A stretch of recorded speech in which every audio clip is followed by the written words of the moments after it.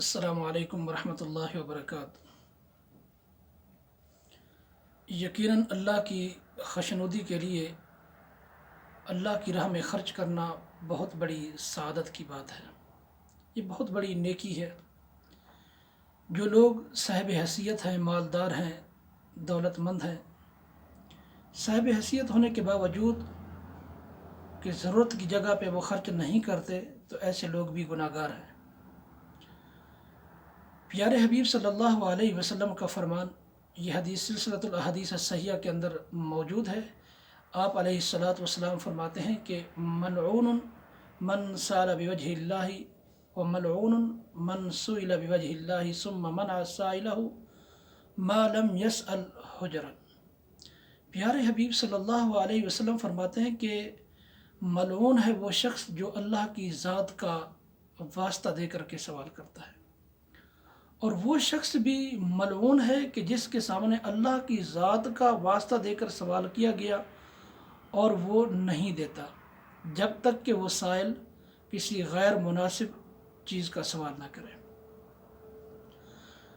تو میرے بھائیو، معلوم یہ ہوا کہ جو لوگ اللہ کا یا اللہ کی ذات کا واسطہ دے کر کے مانگتے ہیں، اللہ کے نبی صلی اللہ علیہ وسلم نے ان کے اوپر لعنت فرمائی ہے۔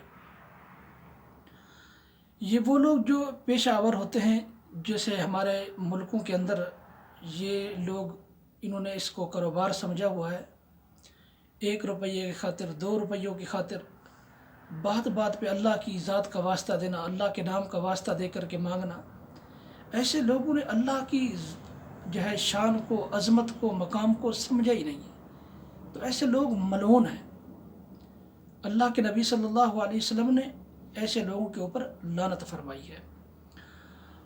اور ہاں، جو ضرورت مند ہیں، جو سوال کر سکتے ہیں اللہ کی ذات کا واسطہ دے کر کے، وہ 3 طرح کے لوگ ہیں۔ ایک وہ لوگ کہ جن کے اوپر کوئی آفت آ گئی ہے، مثلا سیلاب کی زد کے اندر آ گئے ہیں، تو مال و دولت ختم ہو گیا، اب یہ مجبور ہو گئے، تو اس مجبوری میں وہ سوال کر سکتے ہیں اتنا جتنا ان کی ضرورت ہے، اس سے زیادہ نہیں۔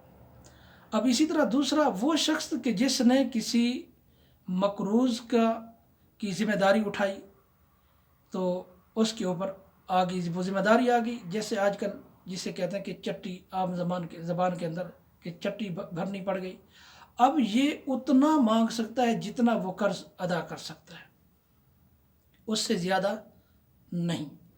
اور پھر تیسرا وہ شخص جو مالدار تھا، لیکن صاحب حیثیت تھا، لیکن کوئی اچانک آفت آئی، ڈکیتی ہو گئی یا کوئی ایسی آفت آئی جس کی وجہ سے وہ کنگال ہو گیا، اب وہ مجبور ہو گیا۔ اس مجبوری کے تحت اس علاقے کے 3 افراد اس کی گواہی دیں کہ یہ واقعی مجبور ہو گیا ہے، ضرورت مند ہے، تو پھر وہ اتنا ہی سوال کر سکتا ہے، لے سکتا ہے جتنا اس کی ضرورت ہے، کہ کھانا اور لباس، پر اس کے بعد پھر نہیں۔ ان کے علاوہ جو شخص سوال کرتا ہے، تو ایک حدیث کے اندر یہ بھی آتا ہے کہ وہ یوں سمجھے کہ وہ آگ کے انگارے جمع کر رہے ہیں، اب اس کی مرضی وہ زیادہ کرے یا کم کرے۔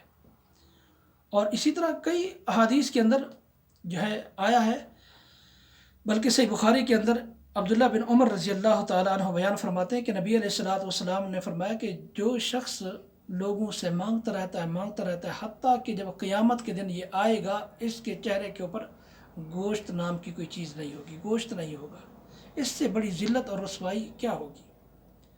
تو آج موجودہ دور میں لوگوں نے اس کو اپنا پیشہ بنا لیا، کاروبار بنا لیا، تو جو ہے بات بات پہ اللہ کے نام کا واسطہ دیتے ہیں، اللہ کی ذات کا واسطہ دیتے ہیں، چند ٹکوں کی خاطر، کہ اللہ کی شان، عظمت، مقام کو سمجھا ہی نہیں ان لوگوں نے۔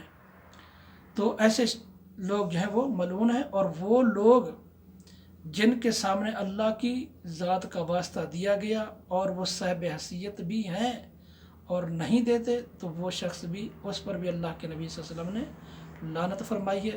اللہ سے دعا ہے کہ اللہ پاک ہم سب کو صاحب حیثیت بنائے، دینے والا، اللہ کے راستے میں خرچ کرنے والا بنائے۔ اللہ پاک ہم سب کو عمل کی توفیق نصیب فرمائے۔